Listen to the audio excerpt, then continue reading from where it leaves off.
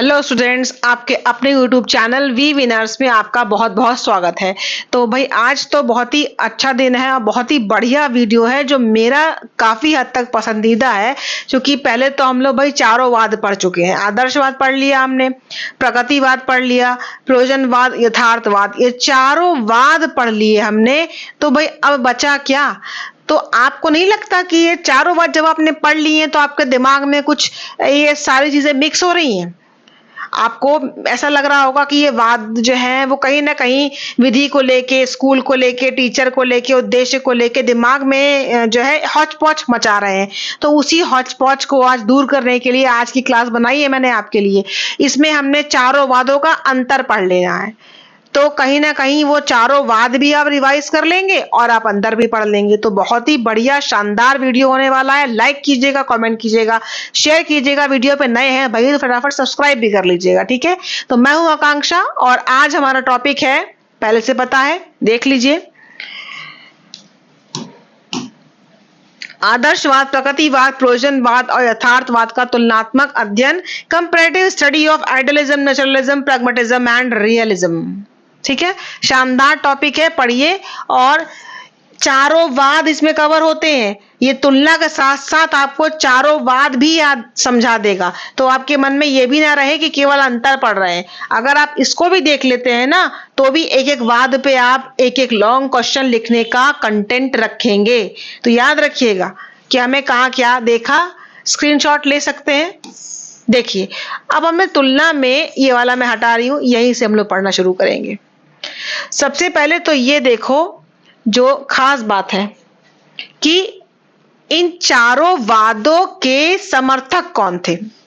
चूंकि आपको ये पता होना चाहिए, इसको आप एक चित्र के माध्यम से भी दिखा सकते हैं। मैंने बताया था ऐसे ऐसे ऐसे नाम लिख के दे सकते हैं आप, ऐसे ऐसे ऐसे भी दे सकते हैं। ऐसे भी आप वाद समर्थकों के नाम लिख सकते हैं। जैसे आप बीच में लिख दीजिए आदर्शवाद समर्थक और सबके नाम लिख दीजिए, या प्रकृतिवाद समर्थक, सबके नाम लिख दीजिए। तो चारों वादों में देखिए, सबसे पहले हम समर्थकों की बात कर लेते हैं। तो आदर्शवाद के समर्थक कौन थे? ये देखिए, जरा मैं मिटा दूं इसको तो आपको पढ़ने में आसानी होगी। चलो, पहला है कि आदर्शवाद। तो इनके समर्थकों में सुकरात का नाम आता है। सुकरात, Plato, Descartes, Spinoza, Berkeley, Kant, Fichte, Schelling, Hegel, Green, Schopenhauer, Gentile और भी है, नीचे देख लीजिए, और फ्रोबेल। और अपने भारतीयों का भी तो नाम ले लो, तो विवेकानंद, महात्मा गांधी। तो आपने इतने सारे लोगों को देखा, ये सब आदर्शवादी थे। इन्होंने आदर्शवाद को क्या किया? समर्थन किया। अभी प्रकृतिवाद को देखो, प्रकृतिवाद में कौन कौन है? तो प्रकृतिवाद में है अरस्तु। अरस्तु देखो भाई ध्यान से, Comte, Hobbes, Darwin, Lamarck, Huxley, Spencer, Bernard Shaw, Samuel Butler, Rousseau, Bacon. इनका नाम तो बहुत ही फेमस है, रूसो का, समझ ही रहे होंगे, ठीक है? तो यहां पर आपको ध्यान देने की बात है। अब इसमें देखो, देखिए कोई नाम तो नहीं रह गया, एक हॉब्स भी रहेगा। देखो इसमें हॉब्स भी है, ठीक है? अब इनको देखो, तो इसमें देखो कौन कौन है। इसमें प्रयोजनवाद में CV piers, William James, शिलर, John Dewey, Kilpatrick. जब मैंने पढ़ाया था तो इन लोग के नाम उसमें मैंने शोन किए थे, अपने पीडीएफ में दिखा रही थी मैं। इन लोग का नाम तो बहुत ही फेमस है, डीवी और किलपैट्रिक का नाम तो बहुत ही फेमस है, आपने बिल्कुल ही सुना होगा। अब यथार्थवाद को देख लो, तो Erasmus, Rabelais, Milton, John Locke, Montaigne, Mulcaster, Bacon, Ratke, Comenius. यानी कि ये जितने भी आदमी हम आपको दिखा रहे हैं, ये सब अपने अपने वाद के समर्थक रहे हैं। तो आपको ये बिल्कुल पता होना चाहिए कि जो आदर्शवाद है, प्रकृतिवाद है, प्रयोजनवाद है, यथार्थवाद है, इन चारों को मानने वाले कौन कौन लोग थे। सबसे पहले तो यही आपका क्वेश्चन बनता है कि भाई अब अगर इनमें से किसी का नाम पूछ लिया जाए, इनका नाम या रूसो का नाम, तो आपको पता होना चाहिए ना कि किस वाद से रिलेटेड है ये। अब आपको यही नहीं पता है कि ये किस वाद से रिलेटेड है, तो ये बात आपको पता होनी चाहिए कि ये किस बात से रिलेटेड है, ठीक है? आगे देखो, अब हम देखें कि आधारभूत सिद्धांत के आधार पे इनमें कितना अंतर है। अगर फंडामेंटल प्रिंसिपल्स की बात करो तो कितना अंतर। तो पहले देखो आदर्शवाद, ये देखो बेटा चारों वाद तुम पढ़ चुके हो, हमने इसमें कुछ भी नया नहीं लिया है, वही चीजें हैं, लेकिन अब हम सामने चारों वादों को रखे हुए हैं बगल बगल, तो तुम्हारे मन में जो कंफ्यूजन होगा वो यहाँ आज दूर होने वाला है। इसीलिए ध्यान से देखो, सुनो, समझो।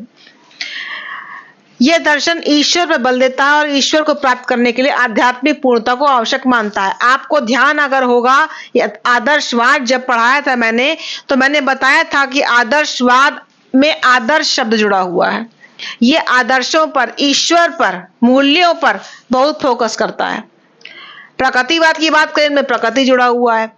ये ईश्वर के अस्तित्व को नहीं मानता, इसके अनुसार प्रकृति ही सब कुछ है। बताया मैंने, इसमें प्रकृति है, तो ये ईश्वर को नहीं मानते, प्रकृति को सब कुछ मानते हैं।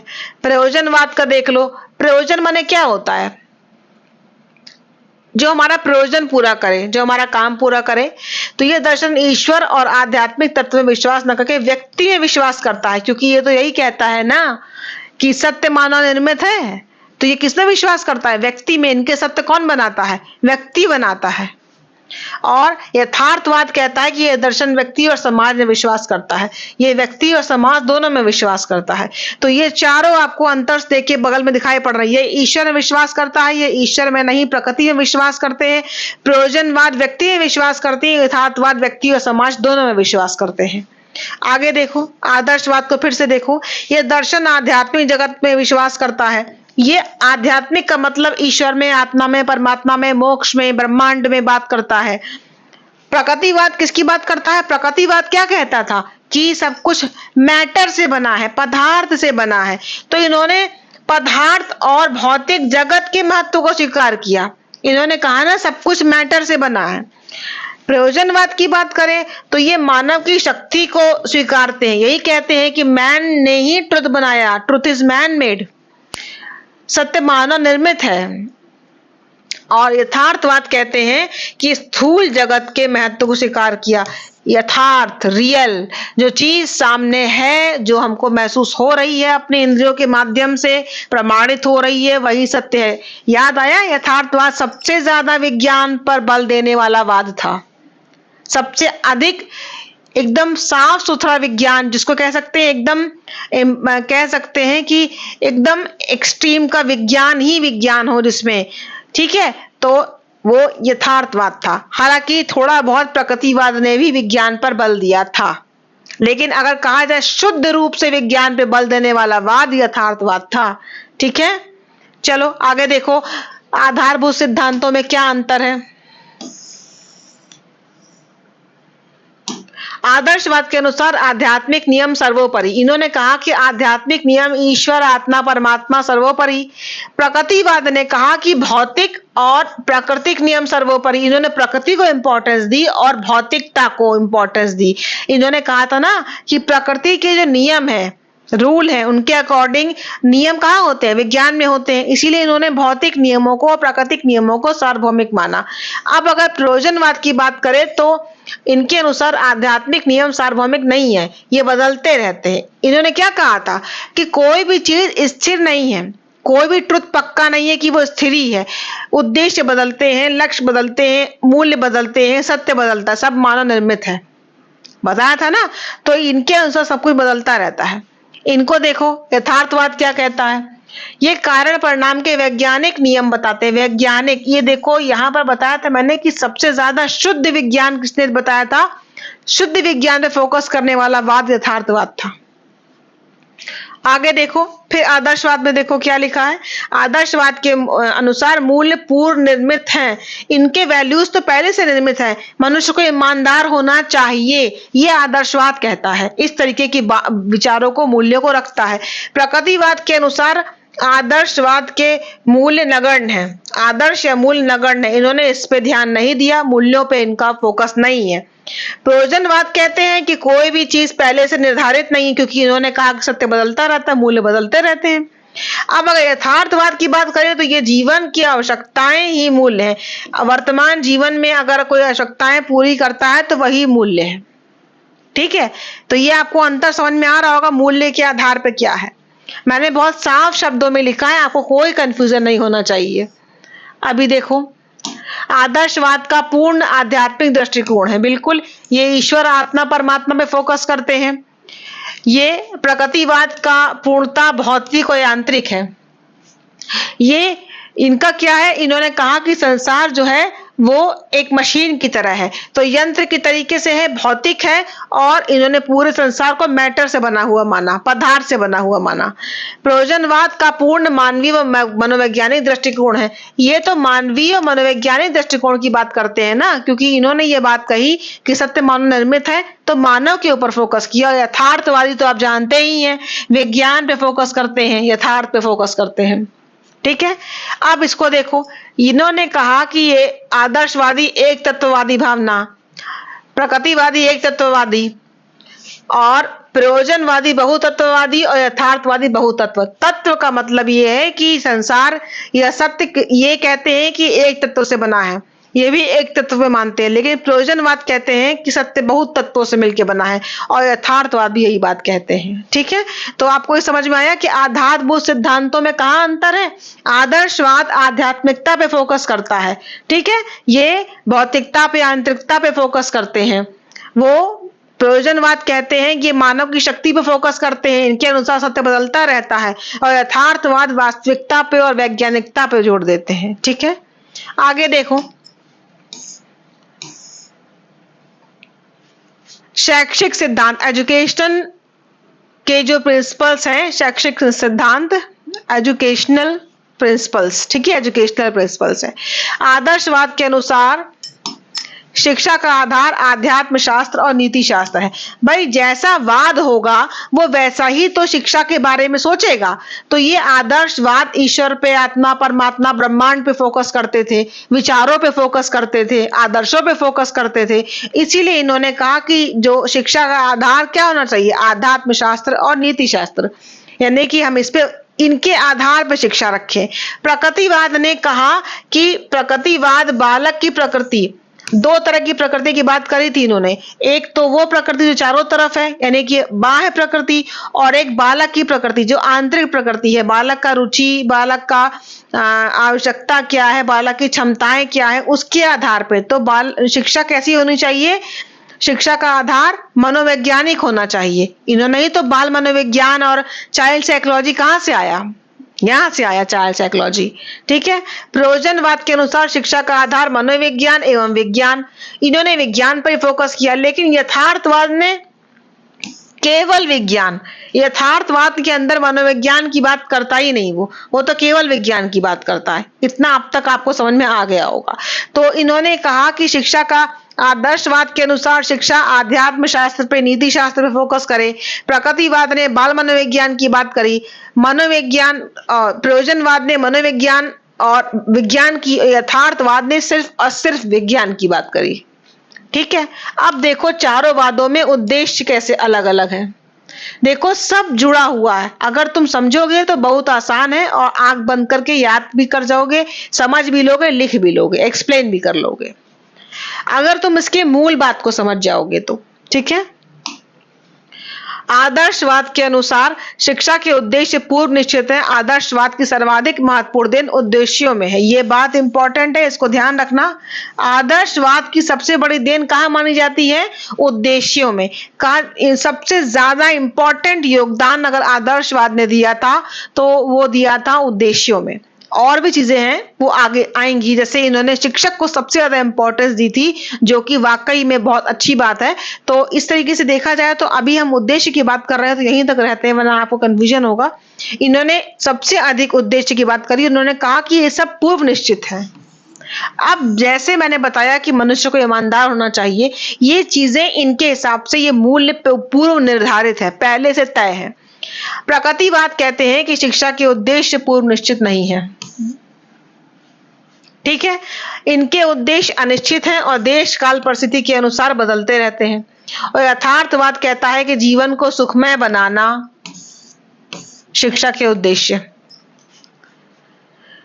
जीवन को सुखमय बनाना शिक्षा के उद्देश्य। ठीक है, अब देखो उद्देश्यों को हम एक्सप्लेन कर रहे हैं, किसने क्या उद्देश्य दिए। तो आदर्शवाद ने कहा आत्मानुभूति, सेल्फ रियलाइजेशन, आध्यात्मिक उन्नति, कहीं ना कहीं स्पिरिचुअल बॉन्डिंग की बात कर रहे हैं, स्पिरिचुअल ग्रोथ की बात कर रहे हैं, ईश्वर आत्मा परमात्मा से रिलेटेड जो आदर्श और मूल्य हमारे अंदर हैं उनकी बात कर रहे हैं, ये इन्होंने बताया। ठीक है, और देखो इसमें और भी इनका कुछ है। सांस्कृतिक विरासत की रक्षा करना, अपने ही कल्चर की रक्षा करना और उसको शिक्षा के माध्यम से आगे ले जाना, व्यक्ति तथा संसार में एक समन्वय। ठीक है, सत्यम शिवम सुंदरम, पवित्र ज्ञान की प्राप्ति। सत्यम शिवम सुंदरम, ये मैंने आपको बताया था, बहुत इंपॉर्टेंट पॉइंट है। अगर आदर्शवाद लिखा और ये ना लिखा तो आदर्शवाद कंप्लीट ही नहीं होगा, ये मान लो। तो आदर्शवाद को अगर लिख रहे हो तो सत्यम शिवम सुंदरम, जो सत्य है, शिव माने कल्याणकारी है, सुंदर है, सबके लिए हेल्पफुल है। ठीक है, तो ग्रहण करने योग्य है, वही सत्य ग्रहण करने योग्य है जिसमें ये तीनों गुण होते हैं। ठीक है, जिसमें ये तीनों गुण होते हैं। सुंदर का मतलब आप सुंदर शक्ल सुंदर की बात नहीं होती है, सुंदर का मतलब है जो चीजें आपके लिए अच्छी हों। तो सत्यम शिवम सुंदरम, जो सत्य होता है वही ग्रहण करने योग्य है, उसी को हम ग्रहण करेंगे, वरना अन्य चीजों को ग्रहण नहीं करेंगे। किसके अनुसार? आदर्शवाद के अनुसार। ये दिमाग में बैठा लो, सत्यम शिवम सुंदरम हमको लिखना ही लिखना है अगर आदर्शवाद आ गया तो। ठीक है, और अब देखो इनका प्रगतिवादी का क्या है। प्रगतिवाद ने बताया उचित सहज संबद्ध क्रियाओं का निर्माण।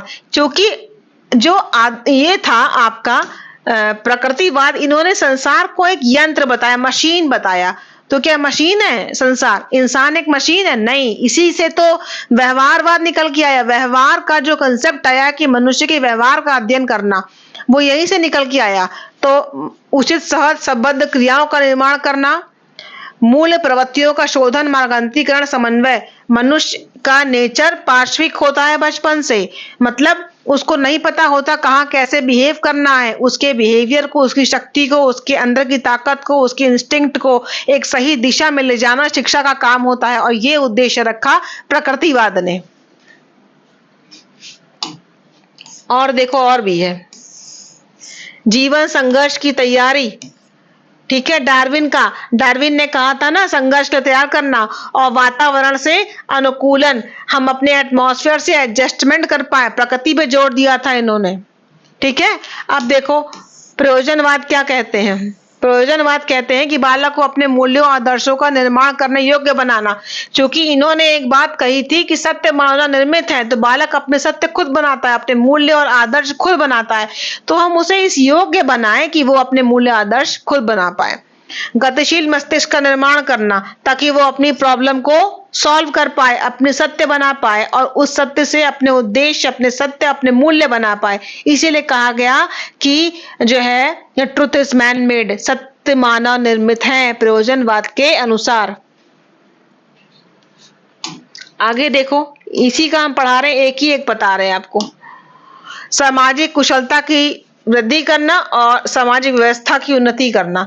इन्होंने सामाजिक कुशलता, इन्होंने कहा था कि विद्यालय समाज का लघु रूप है, विद्यालय को समाज का सच्चा प्रतिनिधि होना चाहिए।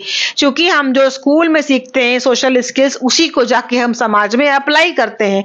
तो इसलिए सोशल सामाजिक कुशलता को सीखना, उसे बढ़ाना चाहिए। और सामाजिक व्यवस्था की उन्नति तभी हो पाएगी जब हम स्कूल को सच्चा प्रतिनिधि बनाएंगे। किसका? समाज का। ठीक है, देखो अभी यथार्थवाद क्या कहता है। ये यथार्थवाद है तुम्हारा। बालक को मानव समाज के विषय में ज्ञान कराना। मानव समाज के विषय में इन्होंने समाज और व्यक्ति दोनों के बारे में बात करी थी। जीविकोपार्जन के योग्य बनाना। भाई रियलिज्म का मतलब है रियल प्रॉब्लम को सॉल्व करना, वास्तविक, तो यानी कि जीविकोपार्जन के लिए तैयार करना। ठीक है, आगे देखो इनका क्या है। पूर्ण व्यक्तित्व का निर्माण और बालक की प्राकृतिक प्रवृत्तियों एवं क्रियाओं का स्वतंत्रता से विकास। तो ये जो बालक की प्राकृतिक प्रवृत्तियों क्रियाओं का स्वतंत्र विकास, ये जो अंतर मैंने आपको दिखाया है, ये एक अंतर आपको बताता है कि चारों वादों के उद्देश्यों में क्या अंतर है। तो अगर कहा जाए कि चारों वाद में सबसे ज्यादा उद्देश्य में योगदान किसका है? आदर्शवाद का। ठीक है, उद्देश्य में योगदान किसका है? आदर्शवाद का, याद रहेगा।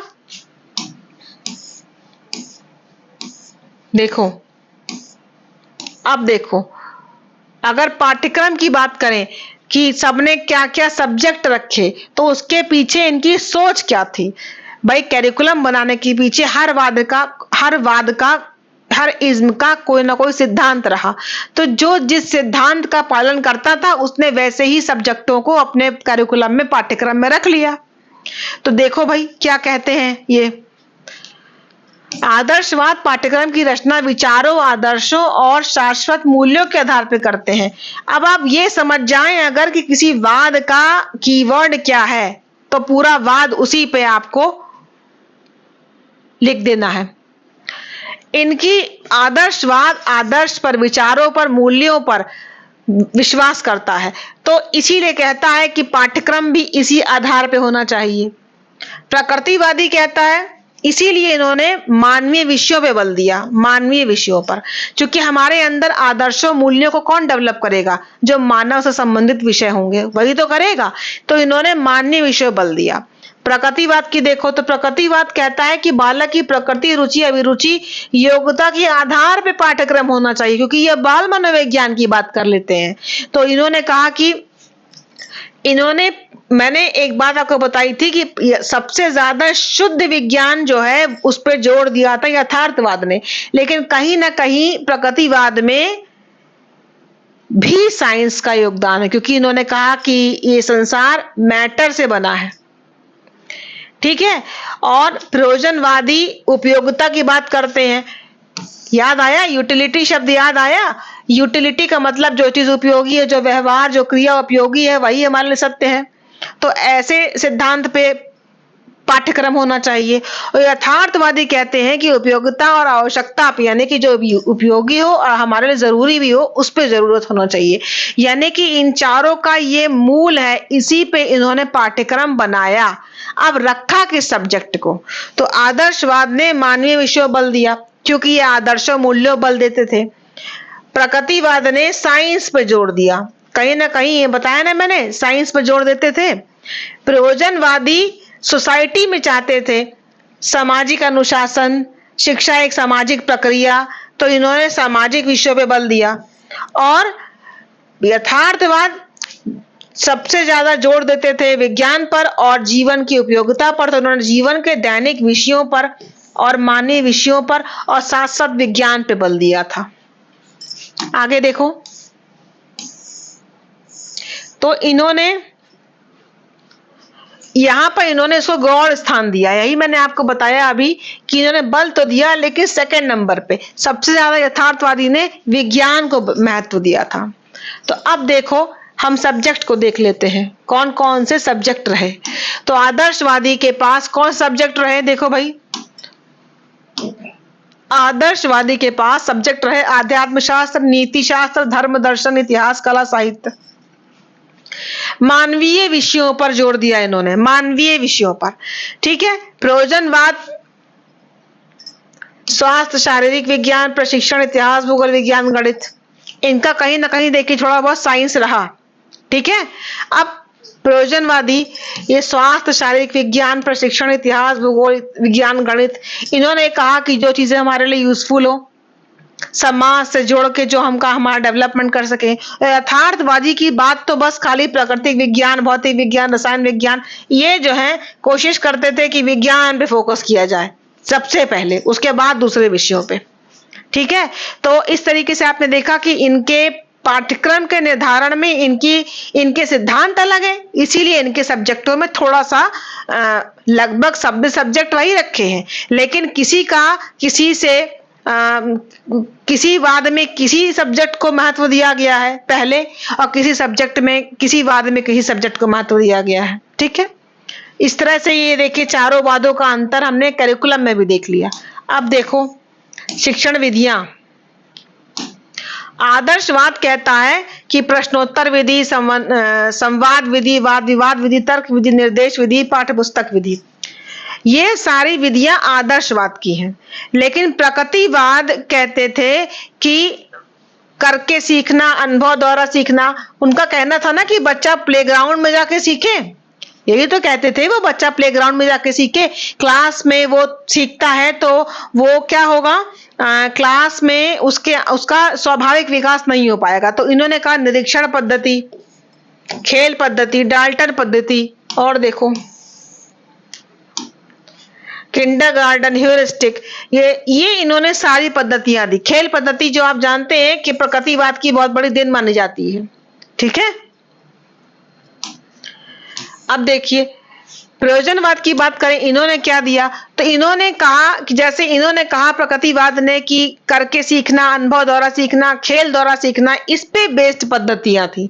तो प्रयोजनवाद की पद्धतियां किस पे आधारित थी कि सीखने के उद्देश्य पूर्ण क्रिया पर, क्रिया द्वारा, अनुभव द्वारा सीखना, एकीकरण द्वारा सीखना। तो इन्होंने योजना पद्धति को जन्म दिया था, प्रोजेक्ट मेथड, आपको याद होगा प्रोजेक्ट मेथड, किलपैट्रिक, प्रयोजनवाद, ठीक है। और यथार्थवाद आप जानते हैं सबसे ज्यादा विज्ञान पर जोर देने वाला वाद था, इसीलिए इसने स्व अनुभव, खोज विधि, प्रयोगात्मक, ह्यूरिस्टिक से संबंधित सारे कहीं ना कहीं विज्ञान से रिलेटेड शिक्षण विधियों की बात करते हैं। तो शिक्षण विधियों में आप अंतर देख रहे हैं, इनकी विधियां एकदम अलग हैं। प्रश्नोत्तर, संवाद, वाद विवाद, तर्क विधि, निर्देश, पाठ पुस्तक, इनकी लोगों की विधियां इनके सिद्धांतों पर आधारित है। जिसने जैसा सिद्धांत रखा वैसा ही पाठ्यक्रम रखा और वैसे ही शिक्षण विधियां रख दी, ठीक है। अब देखो आगे कहां पे हम लोग अंतर करते हैं। टीचर,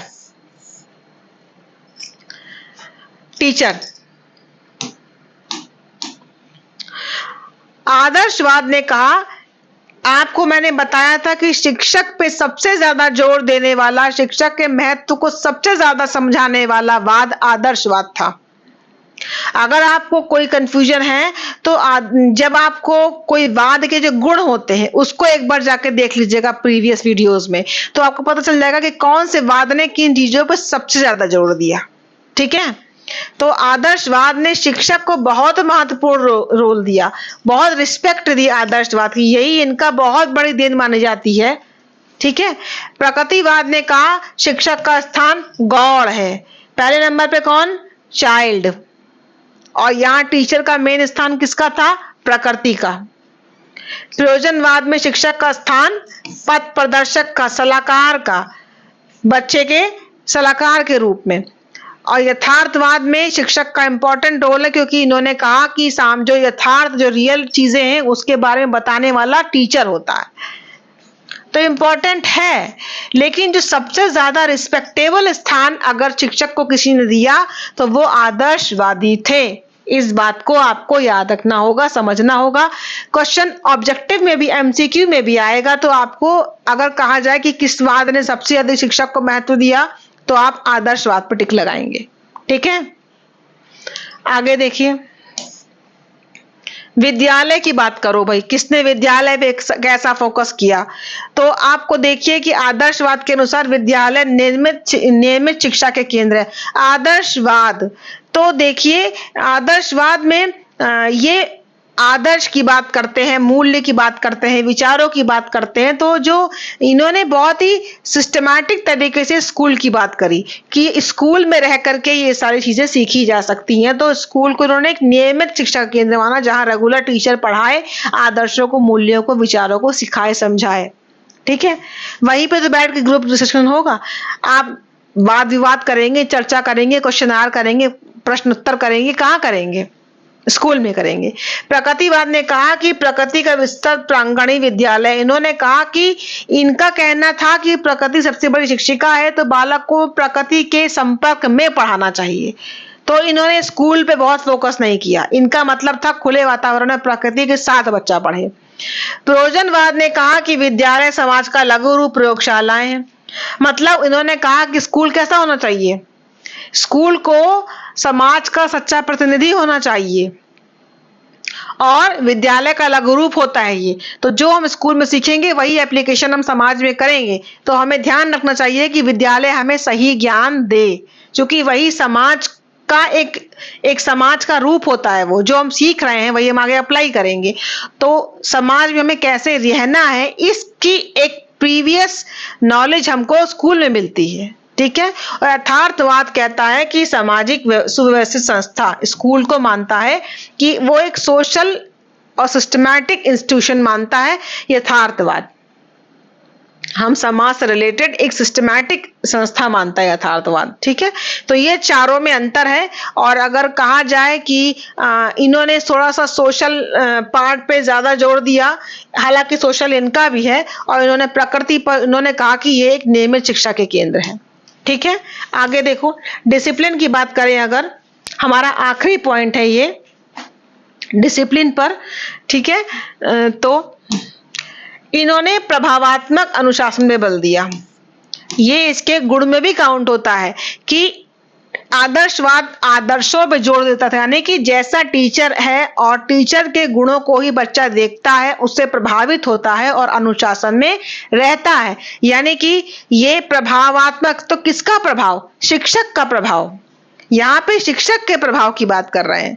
ठीक है, यहाँ पर प्रकृतिवाद मुक्त्यात्मक अनुशासन की बात करते हैं। बताया था मैंने कि बच्चा अगर आग को देखता है, आग को छूता है और जल जाएगा, तो उसे समझ में आएगा कि आग को नहीं छूना चाहिए। तो उन्होंने कहा कि प्रकृति में उसे खुला छोड़ दो, वो खुद सीखेगा। अगर बुरा अनुभव होगा तो वो उस चीज को नहीं करेगा, अगर अच्छा अनुभव होगा तो करेगा। तो मुक्त अनुशासन की बात करी, मुक्तात्मक अनुशासन की बात करी। प्रयोजनवाद ने कहा कि मुक्तात्मक तो हो, लेकिन सामाजिक समझदारी पर हो आधारित अनुशासन। मतलब कि समाज में रहते हुए मुक्त तो रहे, लेकिन समझ में आए कि सोसाइटी में कैसे डिसिप्लिन में रहा जाता है, उस अनुशासन की बात करी।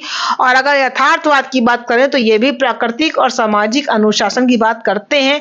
ये बताते हैं कि समाज में किस तरीके से रहा जाए। सामाजिक अनुशासन, प्राकृतिक अनुशासन की बात करते हैं। तो अगर आप देखें तो इन चारों के अनुशासन के बेस में यहाँ पर आपको अंतर मैंने बताया है। तो इस तरीके से आप देखें कि मैंने जो आपके वाद थे, चारों वादों के बारे में आपको मैंने कहीं ना कहीं एक रिवीजन करवाया है। चारों वादों के सारे पॉइंट्स के बारे में रिवीजन करवाया है। एमसीक्यूज भी इसमें क्लियर हो गए हैं काफी हद तक, और चारों वादों के अंतर भी क्लियर हो गए हैं।